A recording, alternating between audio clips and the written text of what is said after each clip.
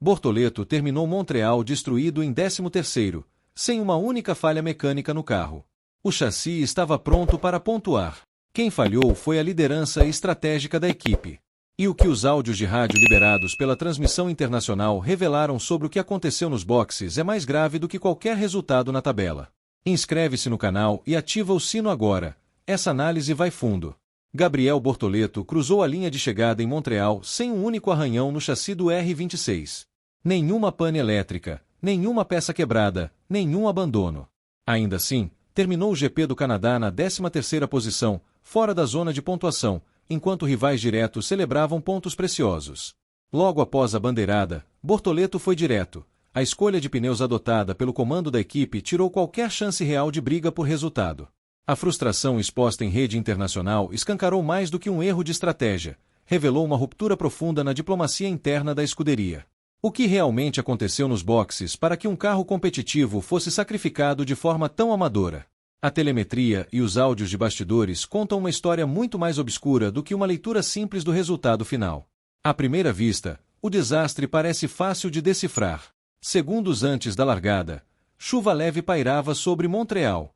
A engenharia alemã adotou postura extremamente conservadora e calçou pneus intermediários nos dois carros, apostando que a tempestade desabaria logo nas primeiras voltas. Foi um erro monumental de leitura das condições.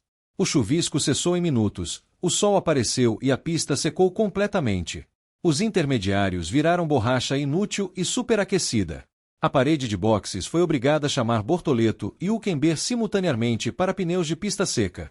Segundo a telemetria compilada pela F1 Telemetry Data, a Audi registrou o 7º pior tempo médio de pit stop do fim de semana, 27 segundos e 1 centésimo por troca.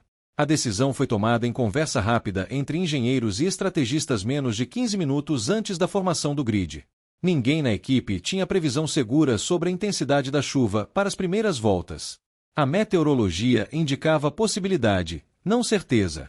Mesmo assim, a Audi preparou apenas um conjunto de slicks para troca emergencial. Na sequência da parada dupla, o congestionamento no pit lane forçou Bortoleto a esperar além do tempo previsto enquanto os mecânicos trabalhavam no carro de Hülkenberg. Foi o primeiro double stack operacional da Audi em toda a temporada, e também o pior tempo médio de pit stop registrado pela escuderia até então. Bortoleto caiu para a 16ª posição, atolado no tráfego denso. Mas o problema real começa antes da escolha de pneus. E os áudios liberados pela transmissão internacional revelam isso com clareza desconfortável. Na volta de formação, Bortoleto soltou uma frase pesada para o engenheiro no rádio: "Vamos perder posições novamente, a menos que todo mundo erre." Não era pessimismo. Era previsão precisa baseada em dado técnico que o piloto já conhecia antes de a corrida começar. No sprint de sábado, ambos os carros já tinham perdido 4 posições cada nos metros iniciais. A análise dos dados profundos de performance confirma o padrão estrutural por trás desse problema recorrente. O motor levou 6 segundos e 3 décimos para acelerar de 0 a 200 km por hora, enquanto Hülkenberg registrou 6 segundos e 1 décimo, ambos abaixo da média do grid. O motivo é o turbo lag crônico na resposta da unidade de potência, que impede o carro de tracionar com eficiência nos primeiros metros de qualquer largada. Os áudios de rádio capturaram Bortoleto relatando dificuldade de aceleração não apenas na largada, mas nas saídas de curva ao longo das retas longas do circuito.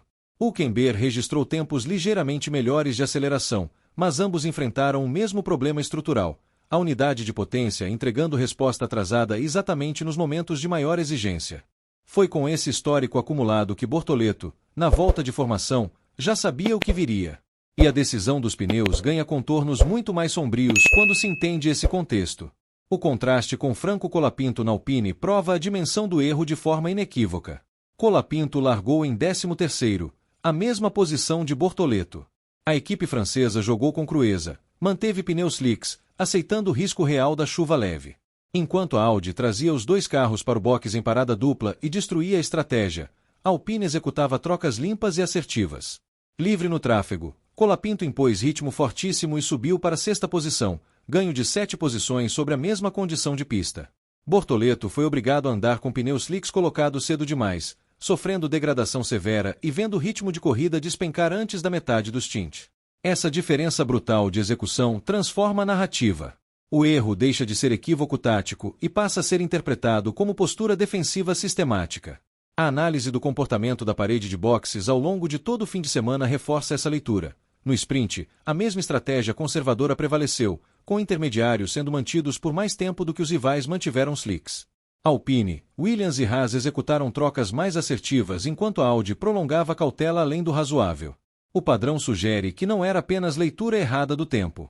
Era metodologia defensiva, uma escolha de não arriscar que sacrificou o potencial do chassi para não expor as limitações do motor nas largadas, transformando o piloto em instrumento de proteção da reputação de Nürburgring. O resultado dessa escolha é uma bomba política que já faz barulho na Europa. Alain Msenich foi obrigado a vir a público assumir a responsabilidade pelo fiasco, admitindo que a organização perdeu terreno crítico tanto na largada quanto na decisão estratégica de pneus. O pelotão intermediário de 2026 é uma carnificina onde cada milésimo acumulado ao longo da temporada afeta repasses financeiros milionários e alocação de recursos de desenvolvimento. A Audi sai de Montreal com 4 corridas consecutivas sem pontuar em 2026. Enquanto Colapinto e Alpine somavam, enquanto outras escuderias do Mid-Eld convertiam oportunidades reais, a Audi acumulava zeros. E a FIA ainda aplicou uma punição de 5 segundos a Bortoleto por violação do Delta no Virtual Safety Car, transformando um fim de semana frustrante em desastre completo. O dado que elimina qualquer margem para desculpas é o seguinte: pela primeira vez no campeonato, os 2 carros da Audi completaram as 70 voltas sem quebra ou falha mecânica. O chassi R26 mostrou confiabilidade e ritmo suficiente para brigar na zona de pontuação. A classificação havia flertado com o Q3, algo que poucos esperavam de uma escuderia estreante. Bortoleto estava em posição real de lutar pelo top 10. A telemetria indicava velocidade competitiva nas saídas de curva com pneus novos. O carro estava pronto. A liderança estratégica não estava. Mônaco vem a seguir. Se em Montreal um erro de 28 segundos destruiu a corrida de Bortoleto nas ruas abertas de um circuito convencional, nas ruas milimétricas de Monte Carlo uma falha operacional dessa magnitude pode comprometer o fim de semana inteiro antes mesmo da classificação terminar. Não existe margem para metodologia defensiva num traçado onde posição na largada é quase definitiva. Bortoleto entende que tempo na Fórmula 1 passa rápido demais para ser perdido protegendo decisões conservadoras de uma parede de boxes com medo de expor o motor. Cada ponto desperdiçado em Montreal pesa dobrado no equilíbrio brutal do Mid-Eld de 2026. A pergunta que o Canadá deixou sem resposta é direta. O erro estratégico foi consequência natural de uma escuderia estreante tentando sobreviver às próprias limitações, ou virou a prova definitiva de que a Audi ainda não tem a coragem operacional necessária para entregar ao brasileiro o resultado que seu talento merece? De qual lado você fica nessa disputa? Da prudência da equipe alemã ou do piloto sacrificado? Comenta aqui embaixo com sinceridade. E se você quer continuar acompanhando essa temporada com análise que não passa pano para ninguém, inscreve-se no canal, ativa o sino e aparece no próximo episódio. Mônaco vai dizer muito sobre o que a Audi realmente aprendeu com o Canadá, e esse veredicto vai estar aqui antes de qualquer outro lugar.